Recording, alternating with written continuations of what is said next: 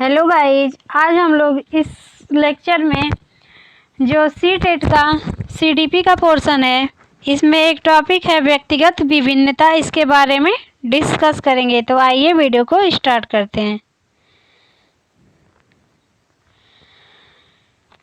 किन्हीं दो व्यक्तियों में जो भी व्यक्तिगत विभिन्नताएं पाई जाती हैं वह व्यक्तिगत विभिन्नताएं कहलाती हैं।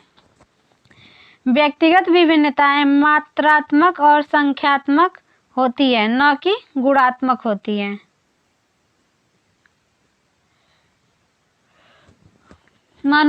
मनोविज्ञान की वह शाखा जिसमें व्यक्ति का मात्रात्मक और संख्यात्मक अंतर पाया जाता है व्यक्तिगत विभिन्नता कहलाती है।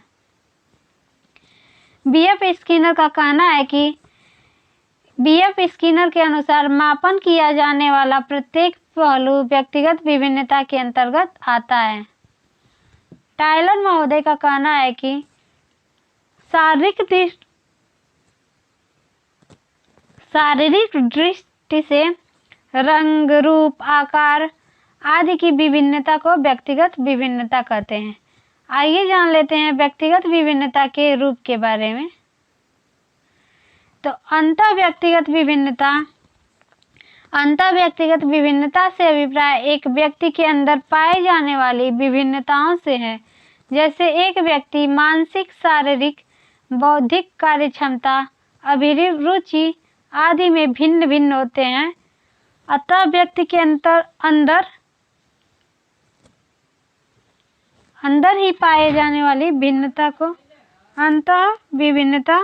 अंतःव्यक्तिगत विभिन्नता कहते हैं। अंतर्व्यक्तिगत विभिन्नता दो व्यक्तियों में जो आपस में विभिन्नताएं पाई जाती हैं उसी को अंतर्व्यक्तिगत विभिन्नता कहते हैं। चाहे वो मानसिक हो, शारीरिक हो, बौद्धिक हो, दोनों ही व्यक्तियों में विभिन्नता पाई जाती है, उसी को व्यक्तिगत विभिन्नता कहते हैं। व्यक्तिगत विभिन्नता के क्षेत्र के बारे में आइए चर्चा कर लेते हैं। तो प्रमुख रूप से व्यक्तिगत विभिन्नताओं को तीन क्षेत्रों में विभाजित किया गया है। पहला है संज्ञानात्मक क्षेत्र, कॉग्निटिव डोमेन। कोई भी दो बालक जो होता है बुद्धि में एक जैसे नहीं होते। जैसे बालक को चिंतन शक्ति अलग अलग होती है, जैसे दोनों बालकों की चिंतन जो शक्ति होती है वो अलग अलग होती है। उनकी शैक्षिक उपलब्धि भी भिन्न भिन्न पाई जाती है और वो बालक सृजनात्मकता में भी भिन्नता पाए जाते हैं। दूसरा है भावात्मक या भावनात्मक इफेक्टिव डोमेन। भावात्मक क्षेत्र से अभिप्राय दो बालकों में भावात्मक व भावनात्मक विभिन्नताएं पाई जाती हैं। उनकी रुचियों, उनके जीवन मूल्यों की, उनकी अभिप्रेरणा, उनके गुणों अवगुणों में विभिन्नताएं पाई जाती हैं।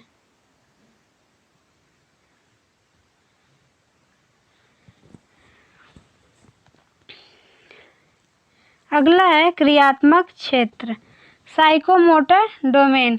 क्रियात्मक क्षेत्र से अभिप्राय दो बालक क्रियात्मक क्षेत्र में भिन्न होते हैं, शारीरिक क्रिया में भिन्न होते हैं, शारीरिक सहन शक्ति में भिन्न होते हैं, मानसिक पेशीय क्षमता में भिन्न होते हैं। ये व्यक्तिगत भिन्नताओं का क्रियात्मक क्षेत्र कहलाता है।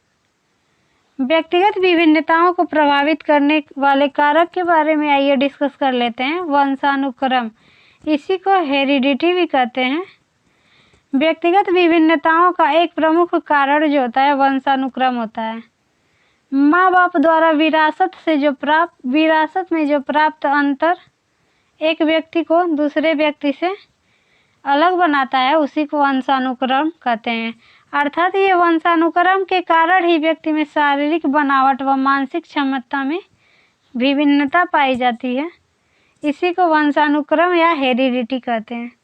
आइए जान लेते हैं वातावरण के बारे में या इन्वायरमेंट के बारे में। तो व्यक्तिगत विभिन्नताओं में वातावरण भी महत्वपूर्ण भूमिका निभाता है। दो बच्चों को अलग अलग जगहों पर रखा जाता है, एक बच्चे को गांव में और एक बच्चे को शहर में। रखा जाता है। तो आप देखेंगे कि दोनों बच्चों के बोलचाल, शारीरिक, बौद्धिक, अभिरुचि, रहन सहन, हर पहलू में विभिन्नता देखने को मिलेगी। उसी को तो व्यक्तिगत विभिन्नताओं में वातावरण की जो होती है महत्वपूर्ण भूमिका होती है। जाति, प्रजाति व देश। जाति, प्रजाति व देश के माध्यम से भी दो व्यक्तियों में विभिन्नताएं पाई जाती हैं। सभी जाति, प्रजाति व देश का अपना अपना रहन सहन होता है, तौर तरीके होता है, जिसमें विभिन्नताएं पाई जाती हैं। आयु व बुद्धि।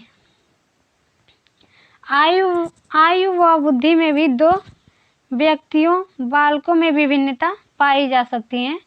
कोई मंद बुद्धि का बालक होता है तो कोई तेज बुद्धि का बालक होता है, और दोनों की आयु में जो है विभिन्नता पाई जाती है। दोनों एक दूसरे से विभिन्न होते हैं। शिक्षा और आर्थिक दशा। शिक्षा और आर्थिक दशा भी बच्चों में व्यक्तिगत विभिन्नता का एक महत्वपूर्ण कारक है। एक बालक की अगर आर्थिक दशा अच्छी होती है तो वह अच्छी व उच्च शिक्षा प्राप्त करता है, और वही दूसरी तरफ अगर बालक आर्थिक स्थिति अच्छी नहीं होती है तो अच्छी शिक्षा नहीं प्राप्त कर पाएगा, उच्च शिक्षा नहीं प्राप्त कर पाएगा। लिंग भेद। Gender identity. लिंग भेद के आधार पर भी व्यक्तिगत विभिन्नता पाई जाती है। लड़कों को लड़कियों के मुकाबले अधिक बुद्धिमान व साहसी माना जाता है, व उनके गुणों में भी भिन्नता पाई जाती है। इसको लिंग भेद कहते हैं। अगला है लैंग्वेज या भाषा।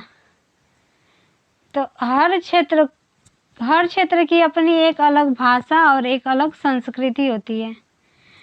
तो उस आधार पर भी दो व्यक्तियों में व्यक्तिगत विभिन्नता देखने को मिल जाती है।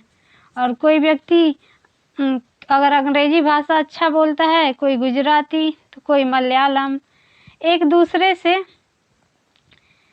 अलग होते हैं। उसी को व्यक्तिगत विभिन्नता कहते हैं। तो आज के वीडियो में बस इतना ही। वीडियो पसंद आए तो लाइक, सब्सक्राइब और शेयर कीजिए। वीडियो देखने के लिए धन्यवाद।